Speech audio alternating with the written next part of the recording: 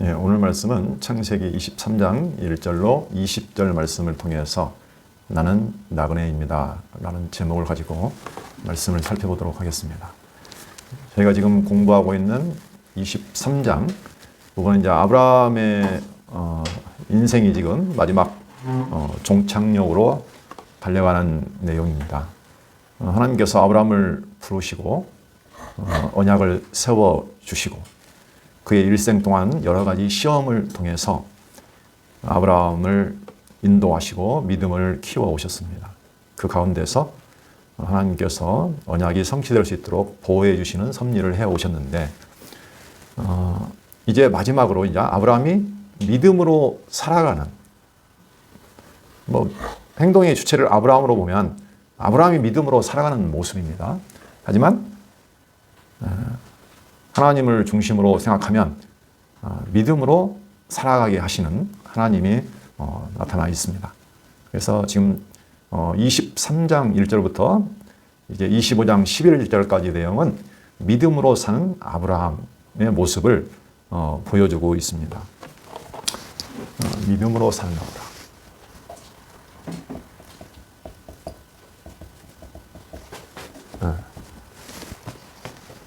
여기가 창세기 23장 1절부터 25장 11절까지 믿음으로 사는 아브라함의 살아가는 모습이 죽음에 이르기까지 나타나 있는데, 물론 이게 갑자기 믿음으로 살아가는 아브라함의 모습이 나온 건 아니죠. 그래서 그 앞에 역사가 있습니다. 그래서 먼저 하나님께서 아브라함을 불러서 언약을 세워주시죠. 하나님께서 언약을 세워주시고 그 다음에 그 언약이 성취되어가는 과정에서 하나님께서 여러 가지 시험을 주십니다. 이 시험 중에 하나님께서 보호를 해주시죠. 그 내용이 12장 10절부터 22장 24절까지 지난번에 공부할 때까지 하나님께서 그 시험하는 도중에 아브라함을 보호하심으로 아브라함을 하여금 그동안 쭉 하나님께서 믿음을 만들어내셨죠. 아브라함으로 하여금 믿게 만드신 거죠, 하나님을. 그래서 그 절정의 사건이 뭐냐면 22장이죠. 22장에 보시면 아브라함이 하나님의 시험을 마지막 통과하는 내용을 볼 수 있습니다. 이게 바로 이삭을 갖다가 바치라 했을 때 아브라함이 전혀 망설임 없이 자기 사랑하는 하나밖에 없는 외아들을, 하나님이 약속으로 주신 아들을 이해할 수 없는 상황 가운데서도 그냥 순종하면서 바치러 가는 모습을 볼 수가 있습니다. 그러니까 하나님께서 그 믿음을 보시고 내가 이제야 내가 하나님을 경외하는 줄을 알겠다 하시면서 다시 한번 복을 확인해 주시는 내용을 저희가 살펴봤습니다. 그러니까 이제 어떻게 보면 하나님께서 믿음이 합격이라는 확인을 하신 거라고 볼 수 있습니다. 이제 그 후에 아브라함의 인생을 보시면 믿음은, 그 확증된 믿음, 하나님께서 만들어주신 그 믿음으로 살아가는 아브라함의 모습을 저희가 볼 수 있습니다. 그러니까 여기서 그냥 믿음으로 산다는 것, 사실 우리가 전혀 하나님께 대한 믿음이 없는 사람이죠. 그렇죠? 그럼 무엇을 믿고 살았을까요? 지금까지는 하나님은 보이질 않기 때문에 사람들은 당연히 뭔가를 믿지 않고는 살 수가 없는 거잖아요. 그렇죠? 옛날에 이런 말도 있죠. 무신분립. 믿음이 없으면 설 수도 없다. 믿음 없이는 우리는 하루도 할 수가 없는 거죠. 그렇죠? 오늘 지구가 멸망하지 않는다는 믿음이 있기 때문에 살고 있는 거잖아요. 그렇죠? 마찬가지로 사람들은 무엇인가를 다 믿고 살아갑니다. 자기 자신을 믿든지, 주위에 힘센 사람을 믿든지, 자기가 가진 것을 믿든지 뭔가를 믿고 살아가죠. 근데 하나님은 믿지 않아요. 그런 아브라함도 마찬가지입니다. 그런 사람들을 하여금 하나님께서 믿음을 갖게 하시고 믿음으로 살게 하시는 거죠. 그 믿음을 갖는 것은 하나님의 오랜 시험과 교육의 결과라고 할 수 있습니다.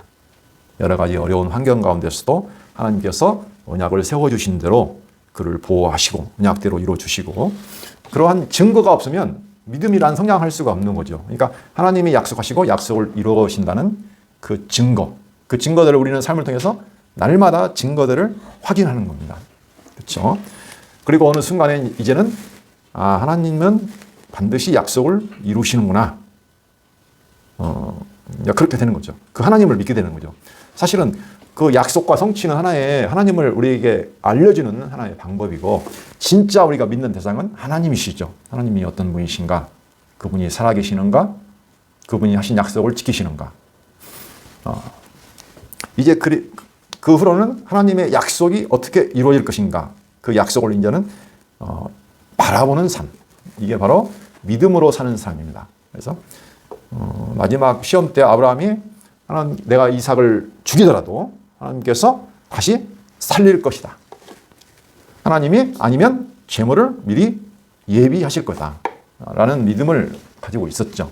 그러니까 하나님이 살아계시고 하나님이 약속을 반드시 이루신다.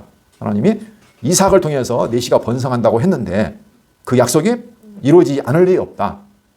라는 믿음을 가지고 미리 바라보는 거죠. 그래서 믿음은 지난번에 제가 말했듯이 보는 것이라고 그랬습니다. 보는 것. 보이지 않는 것. 하나님의 약속이 아직 이루어지지 않았기 때문에 못 봐요. 하지만 내가 그것이 이미 이루어지는 것으로 본다는 거예요. 그렇죠. 네. 하나님이 미리 준비하신다. 여호와 이레 하나님이죠. 하나님이 미리 예비하신다. 하나님이 보여주신다 하는 것을 어떻게 해요? 보는 것. 이 믿음을 가지고 살아가는 삶입니다. 자, 믿음으로 사는 아브라함인데 여기 내용이 지금 크게 보면 세 가지 내용으로 되어 있습니다.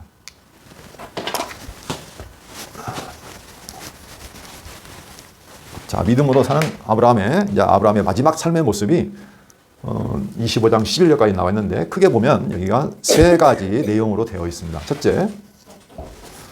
첫째 내용은 오늘 공부할 23장의 내용입니다. 23장 1절로 20절은 아브라함이 가나안 땅 마므레 막벨라구를 값을 주고 사서 사라를 묻을 매장지로 자기 소유지로 확정하는 내용입니다. 자, 한마디로 말하면 가나안 막벨라 구를 사서 소유지로 확정하는 내용입니다. 이게 23장 내용이고요. 자, 두 번째 내용은 24장의 내용입니다. 24장은 상당히 깁니다. 1절로 67절까지 창세기에서 가장 긴 장인데 아브라함이 이삭의 아내로 리브가를 택해서 아내가 되게 하는 내용입니다. 그런데 가나안 족속 중에도 딸들이 있어요. 가까이에. 그런데 굳이 자기 고향, 친척, 나홀의 후손인 리브가, 그죠? 네. 리브가를 이삭의 아내로 얻게 하는 내용입니다. 자, 여기는 아브라함이 고향, 친족에게서 이삭의 아내를 구하는 내용입니다. 이게 24장의 내용이고요. 그 다음에 마지막 세 번째는 아브라함이 그 낳은 서자들이 있어요. 후처를 통해서 낳은 아들들. 그 아들들을 아브라함이 죽기 전에 이삭의 곁을 떠나 보냅니다. 재물을 줘서 떠나 보내버려요. 이삭에게는 모든 소유를 주고 그들에겐 재물을 재산을 주어서 어떻게 하면 이삭 곁을 떠나가게 합니다. 그러니까 아브라함이 서자라고 하죠. 적자니까. 서자들로 이삭을 떠나게 하고 본인은 막벨라굴에 장사됩니다. 이 내용이 25장 1절에서 11절까지. 자, 이렇게 크게 세 부분으로 되어 있습니다. 이렇게 하고 이제 아브라함 역사는 끝나요. 등장하지 않습니다. 죽으니까 이삭이 등장합니다. 이게 왜 믿음으로 사는 아브라함의 삶의 모습일까? 오늘 한번 생각해 볼 필요가 있습니다. 사라가 죽었을 때 가나안 땅 마므레 막벨라고를 값을 두고 샀어요. 사가지고 매장지로 삼습니다. 이것이 아브라함의 믿음의 삶이다. 또 아브라함이 자기 아들 이삭의 아내를 찾는데 가까운 가나안 족속의 딸들 중에서 택하는 것이 아니라 자기의 종을 통해서 머나만 몇 개월을 가야 되는 그런 그 갈대아 땅, 자기 고향으로 가서 자기의 동생의 후손인 리브가를 택해서 아내로 삼는 것이 역시 믿음의 삶이다 라는 거고요.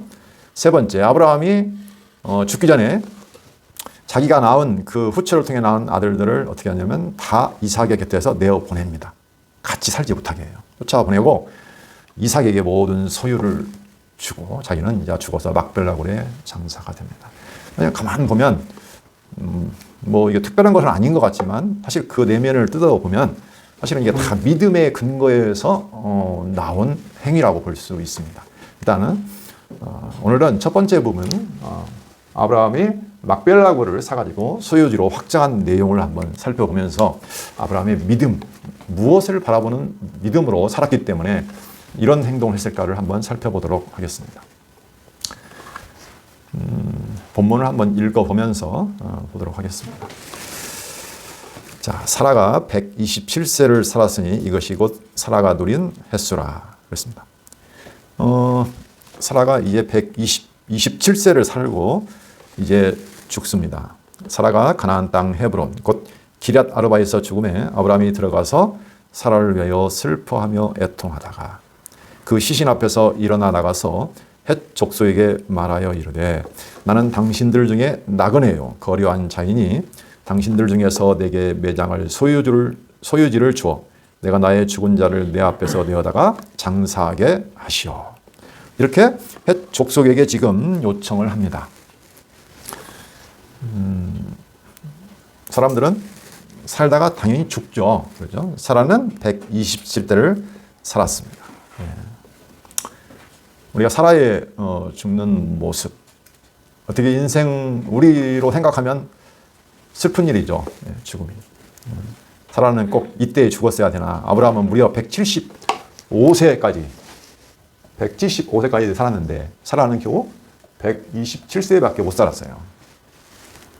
안타깝죠. 어떤 사람은 오래 살고 어떤 사람은 조금 살고 누구나 장수를 꿈꾸며 살아갑니다.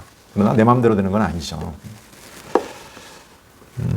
여기서 사라가 누린 횟수라. 누구나 누리는 횟수가 있습니다.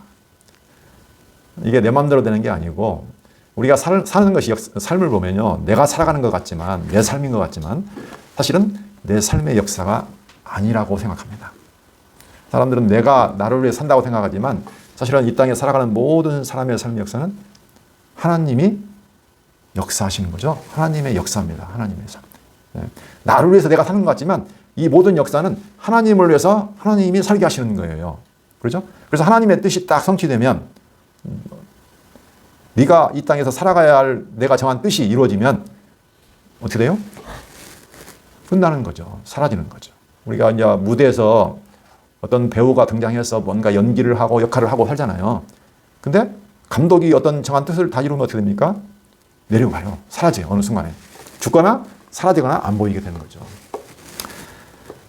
참 허무할 수도 있죠. 그러나 사라는 하나님이 정해주신 어떤 자기의 일을 다 마친 거죠. 그렇죠? 그래서 그냥 의미 없이 내 마음대로 죽는 건 없습니다. 전부 다 하나님이 정한 때까지 살다가 가는 거죠.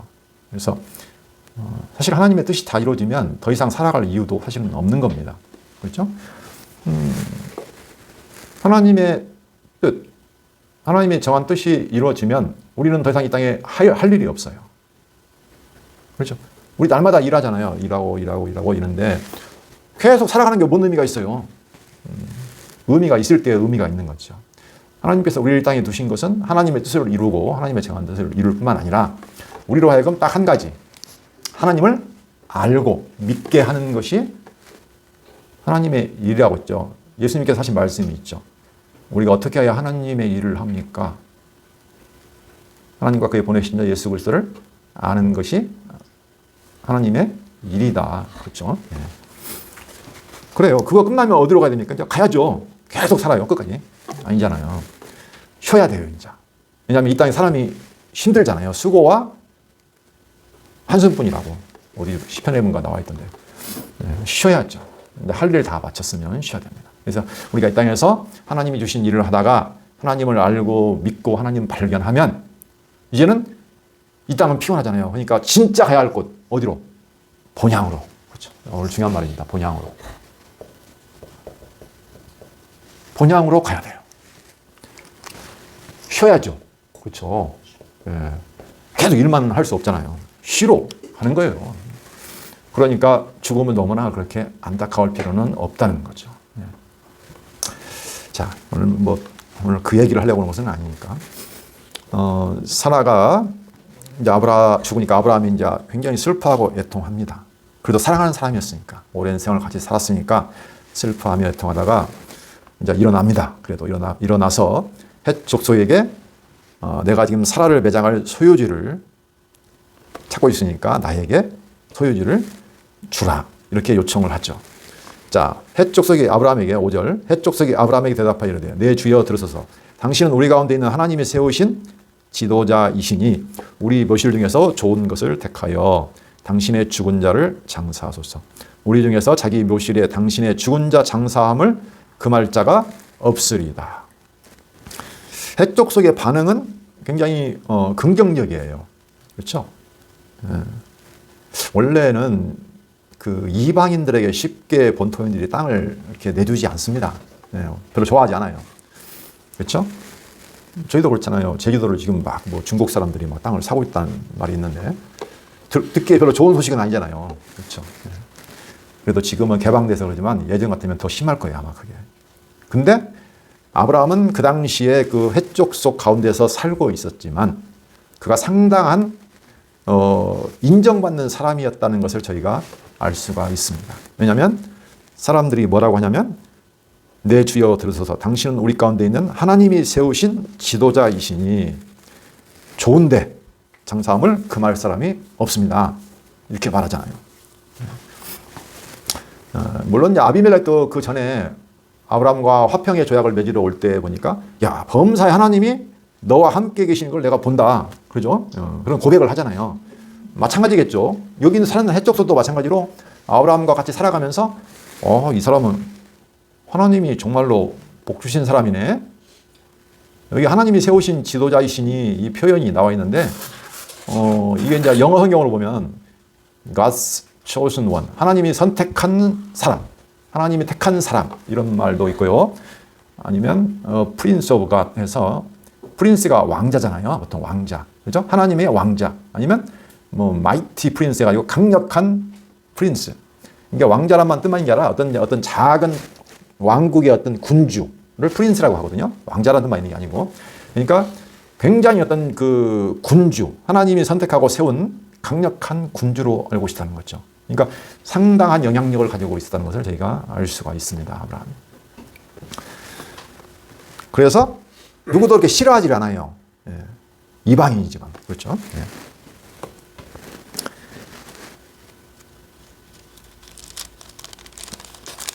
장사함을 금할 자가 없으리다. 아브라함이 일어나 그 땅 주민 헷 족속을 향하여 몸을 굽히고 그들에게 말하여 이르되 나로 나의 죽은 자를 내 앞에서 내어다가 장사하게 하는 일이 당신들의 뜻일진데 내 말을 듣고 나를 위하여 소할의 아들 에브론에게 구하여 그가 그 반머리에 있는 그의 막벨라 굴을 내게 주도록 하되 충분한 대가를 받고 그 굴을 내게 주어 당신들 중에서 매장할 소유지가 되게 하기를 원하노라 하매.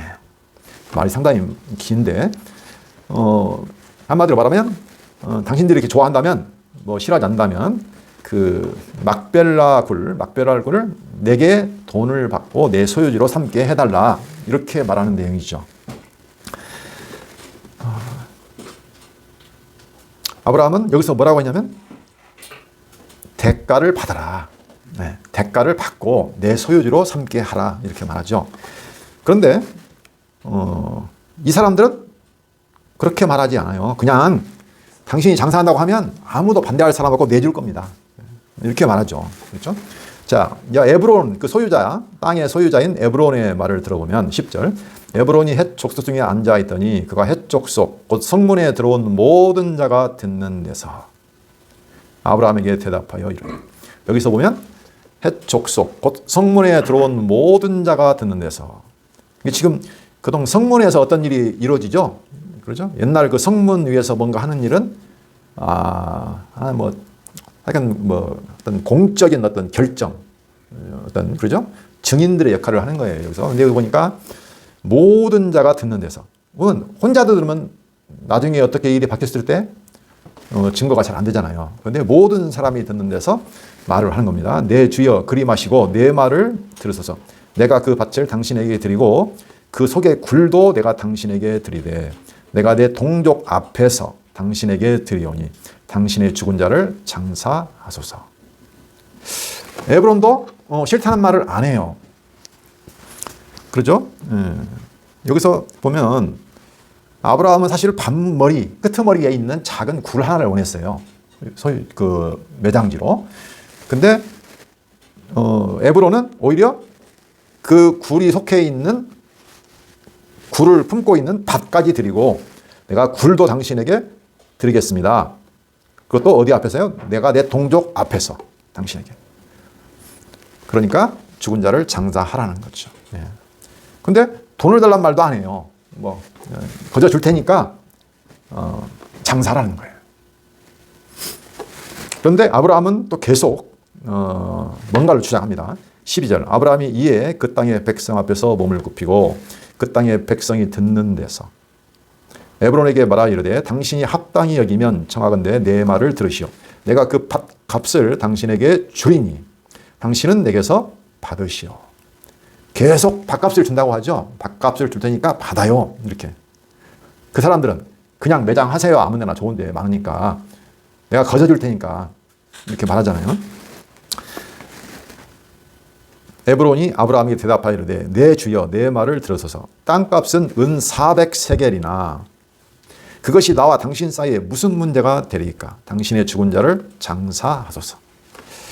에브론은 그렇게 자꾸 아브라함이 말하니까 우리와 나와 당신 사이에 그게 뭔 대수입니까? 무슨 문제가 됩니까? 땅값은 은 400세겔이나 되는데 그렇다고 그것이 나와 당신 사이에 무슨 문제가 되겠습니까? 장사하세요. 이렇게 하는데 아브라함도 다르죠. 땅값을 말할 때 에브론이 그 정당한 가격을 불렀을까요? 많이 불렀을까요? 조금 불렀을까요?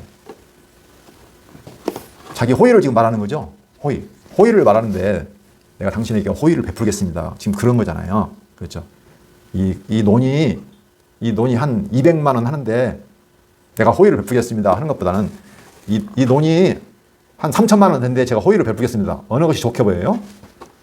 많이 부를수록 좋겠죠. 아무래도 본인 입장에서는. 그렇죠? 작은 거 가지고 호의를 베푼다고 하면 별로 안 다가올 거 아니에요. 그렇죠? 그래서 생각해보면 이 사람이 좀 많이 불었을 거다. 이렇게 생각할 수도 있는 거죠. 그렇죠?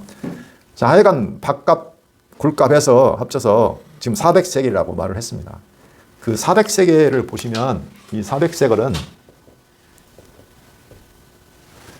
현재 계산해 보니까 약 킬로그램으로 하면 4.6kg. 은이 4.6kg이면 가격이 얼마 정도 될까요? 감이 잘 안 오시죠? 근데 상당한 양이라고 합니다. 쉽게 되돌리거나 물리거나 하기가 쉽지 않는 돈이다. 이렇게 보시면 됩니다. 여기에 대한 여러 가지 이야기가 있습니다. 당시 노동자 1년 월급이 5에서 10세겔 은으로 이렇게 말하기도 하더라고요. 그리고 한번 예레미야서를 보면 하나님께서 예레미야에게 어떤 명령을 하시죠. 왜냐면 너 이제 그 나라가 지금 망했잖아요. 그렇죠? 예레미야는 그 이스라엘 유다가 지금 망할 때, 그렇죠? 포로로 잡혀가기 전과 잡혀갔을 때 그 예언했던 선지자이거든요. 그런데 하나님께서 너희 이스라엘 유다를 뽑아버리고 다시 심을 거다 라고 예언했던 선지자인데 그때 예레미야에게 이상한 명령을 하셔요. 그 아나돗의 어떤 땅을 사라는 거예요. 하나님께서 예레미야로 하여금. 예레미야 32장 7절 한번 볼까요? 32장. 예레미야 32장 7절. 지금 이게 시드기야 왕, 뭐 그 당시에 있었던 일이니까 나라가 지금 다 이제 빼앗기거나 침략을 당하고 망하게 되었을 때예요. 자, 32장 7절. 6절부터 잠깐볼까요? 예레미야가 이르되 여호와의 말씀이 내게 임하였느니라. 이르시기를 보라, 내 숙부 살룸의 아들 하나멜이 내게 와서 말하기를 너는 아나돗에 있는 내 밭을 사라. 이요. 자, 하나멜이 와가지고 너는 아나돗에 있는 내 밭을 사라. 이 기업을 물을 권리가 내게 있느니라 하시리라 하시더니. 그렇죠. 지금 그 예레미야라 그럼 네가 밭을 물을 권리가 있어. 네가 물은다는 것은 대신 뭐 갚는 거죠. 그 물을 권리가 네가 있으니까 가까운 친척이니까 사라는 거예요. 그 땅을 밭을. 그래서 이제 9절 보시면 내 숙부 아들 하나멜의 아나돗에 있는 밭을 사는데, 그죠? 이게 친척이잖아요. 숙부니까. 내 숙부의 아들 하나멜의 아나돗에 있는 밭을 사는데 은 17세겔을 달아주되.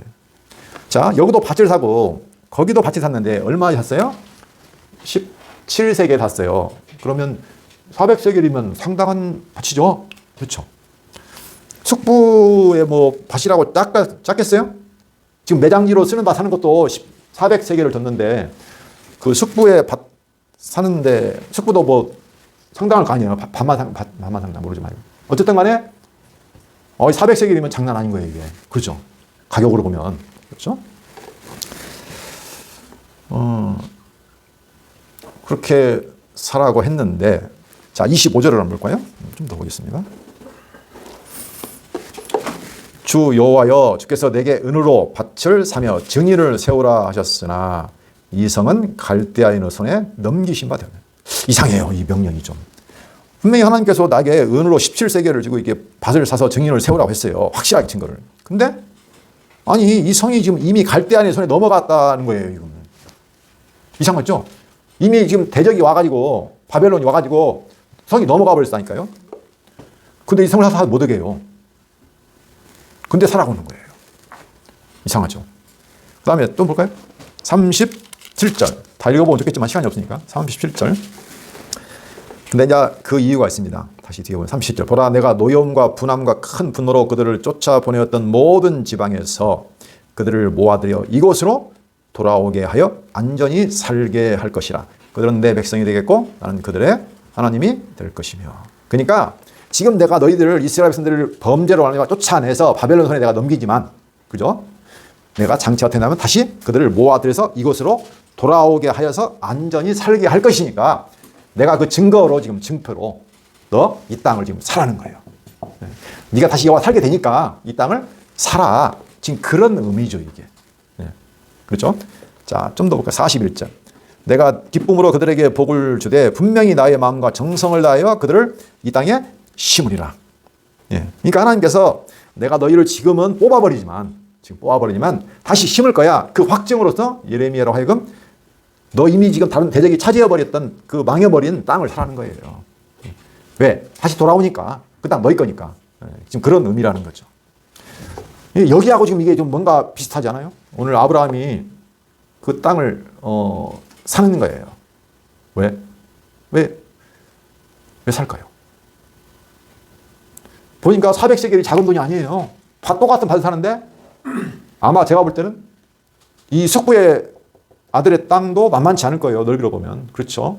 근데 여기도 매장지로 겨우 지금 에브론의 그 소유의 전부를 사는 것도 아니고 막벨라 밭만 사는 거잖아요. 근데 400세겔을 줬다고요. 그러니까 많이 준 거예요.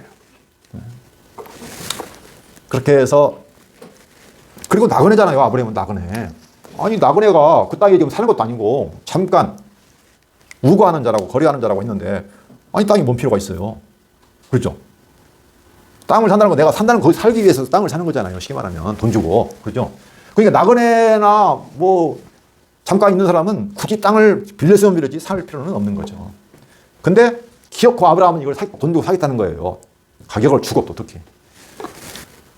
그 말은 아브라함이 지금 뭘 바라보고 있다? 예레미야를 통해서 다시 이 땅으로 돌아올 것을 바라보는 것처럼 이 땅을 내가 지금은 대적들이 이 땅을 차지했지만 하나님이 반드시 다시 모아주는 것처럼 아브라함도 지금은 내가 나그네고 거류민이지만 반드시 이 땅 하나님이 약속대로 주실 거야 라는 것을 바라보는 거죠. 믿는 거죠. 그러니까 이게 어떤 것입니까? 믿음이에요. 믿음. 그렇죠? 네, 믿음이 아니면 사야 할 이유가 없어요. 가격도 만만치 않아요. 그렇죠? 그 사람들이 거저 준다는데 굳이 그걸 왜 사요? 돈 주고. 네. 그러니까 이것은 아브라함이 하나님의 약속을 바라보는 믿음으로 산다는 거죠. 네. 그 뒤에 창세기 24장 7절을 볼까요? 자, 23장 바로 뒷장이니까 보겠습니다. 24장 7절을 보시면 이런 말이 있어요. 뒤에 아브라함이 지금 이삭의 아내를 구할 때도 한 얘기예요. 뭐라고 하냐면 하늘의 하나님 여호와께서 나를 내 아버지 집과 내 고향 땅에서 떠나게 하시고 내게 말씀하시며 내게 맹세하여 이르시기를 이 땅을 내 씨에게 주리라 하셨으니 그가 그 사자를 너보다 앞서 보내실 것이라. 내가 거기서 내 아들을 위하여 아내를 택할지니라. 아까 지금 뒤에 보면 아내를 구할 때도 지금 이 하나님의 약속을 지금 언급하잖아요. 그러니까 하나님의 말씀, 맹세가 뭐냐면은 이 땅을 내 씨에게 주리라 하셨다는 거예요. 그래서 반드시 이 땅을 주니까 너 걱정할 거 없어. 반드시 하나님이 고향 친척에 가서 아내를 택해야 돼. 이렇게 말했잖아요. 같은 선상이라고 보시면 돼요. 이 땅을 하나님이 반드시 내 씨에게 주리라고 했기 때문에 이 가나안 땅은 하나님이 반드시 내 씨에게 주실 거야. 이건 내 땅이야. 그러니까 내가 그 땅을 돈 주고 사서 내 땅으로 삼는 거죠. 만약에 아브라함이나 아브라함의 후손들이 이 땅을 결코 차지하지 못할 거다 생각했으면 사야 할 이유 없는 거죠. 네. 그래서 굳이 대가를 받고 당시의 어떤 그 법에 의하면 적절한 절차나 정당한 대가를 주지 않고 사면 또 거기에 증인들이 없거나 그런 상황이 되면 이건 무효화될 수 있는 거예요. 무효화시킬 수 있는 거예요. 근데 여기는 아니에요. 값도 충분히 줬고 정당한 절차를 통해서 줬고요. 그 다음에 그걸 쳐다보는 수많은 증인들, 성문에 앉아있던 수많은 증인들이 증거가 됐잖아요. 절대 물을 수 없다는 거예요. 네. 그런 의미가 좀 담겨 있는 거죠. 자, 16절. 아브라함이 에브론의 말을 따라 에브론이 헷 족속이 든 데서 말한 대로 상인이 통용하는 은 400세겔을 따라 에브론에게 주었더니 결국 가격을 많이 쳐서 주었습니다. 마므레 앞 막벨라에 있는 에브론의 밭 곧 그 밭과 거기에 속한 굴과 그 밭과 그 주위에 둘린 모든 나무가 성문에 들어온 모든 헷 족속이 보는 데서, 이게 중요하죠. 성문에 들어온 모든 헷 족속이 보는 데서 증인이 많아요. 아브라함의 소유로 확정된지라. 예. 확실히 어떻게 됐다고요? 확정. 예.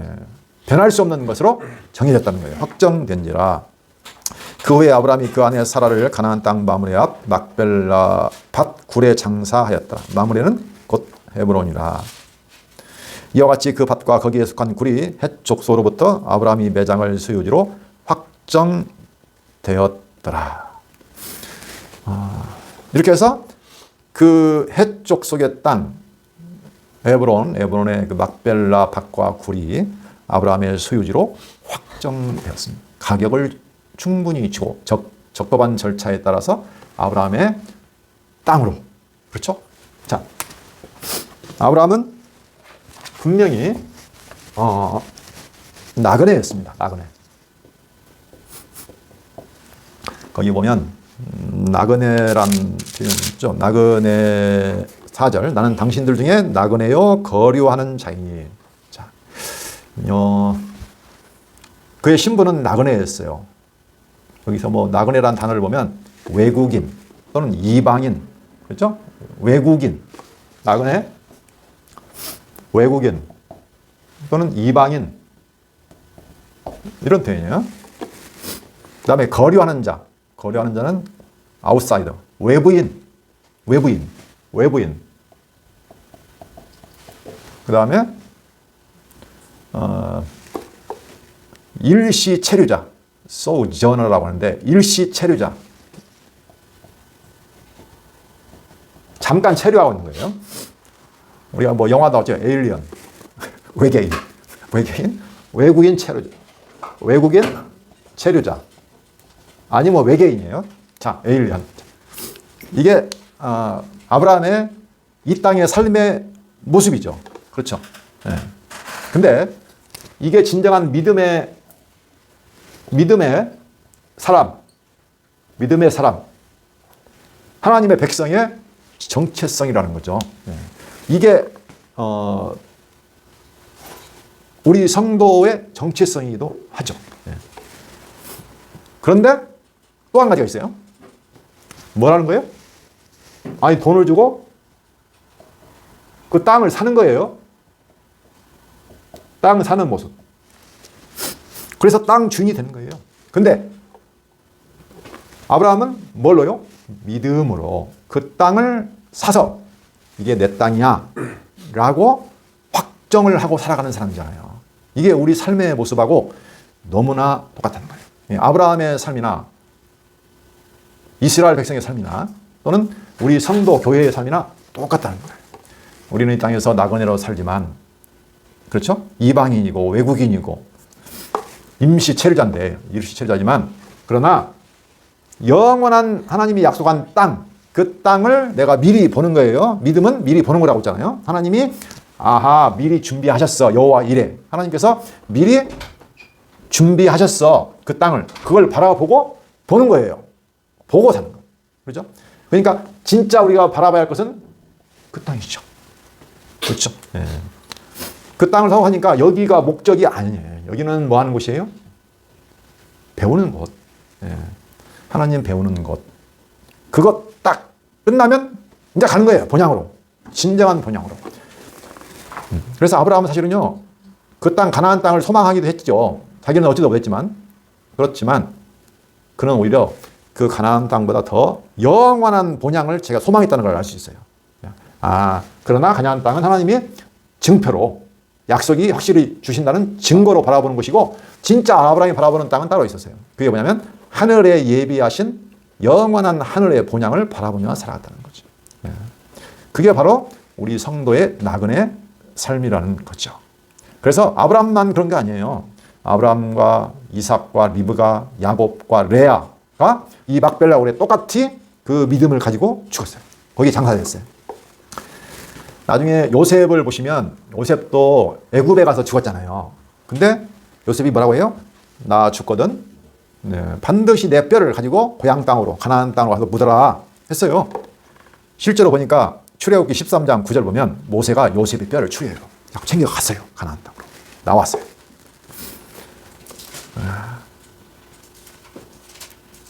그러니까 전부 다 믿음을 따라서 아브라함이 돈 주고 산 그 막벨라 고리에 다 장사가 되고 또 가나안 땅에 묻히는 거예요. 이게 다 믿음을 따라 죽고 믿음을 따라 살았다는 것을 우리가 알 수가 있죠. 네. 우리도 똑같습니다. 우리에게 주신 영원한 땅, 바로 새하늘과 새 땅.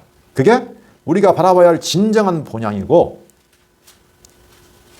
하나님이 목적하신 거죠. 준비하신 거예요. 하나님이 이미 여호와 일 하나님께서 이미 준비하시고 예비하셨고 우리에게 보이게 하실 거예요. 그렇죠? 우리는 그걸 바라보고 보는 거예요. 네. 그 믿음으로 살아가는 거죠. 사실은 아브라함과 사라는 죽으면 어디로 가야 돼요? 원래 자기들 고향은 여기 아니에요. 원래는 어디로 가야 해요? 갈대아우로 가야 돼요. 원래 그 당시 풍습에는 죽으면 고향으로 가서 묻혀야 돼요.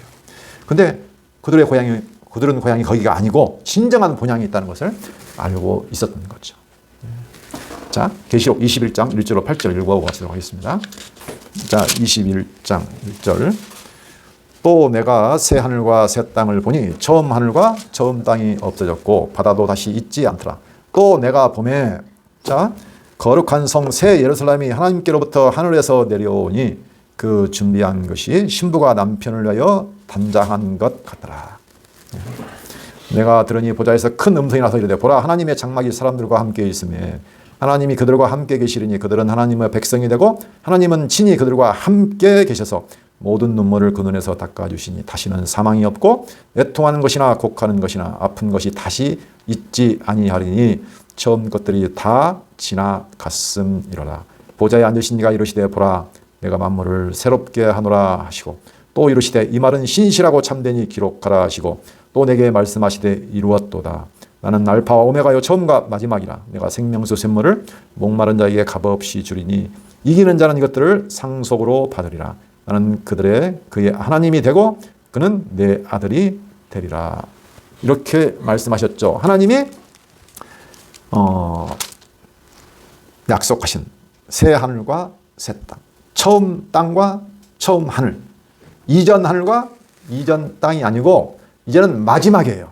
처음이 아니고 마지막 하늘과 땅, 새로운 하늘과 땅, 이 땅은 다 사라질 거다.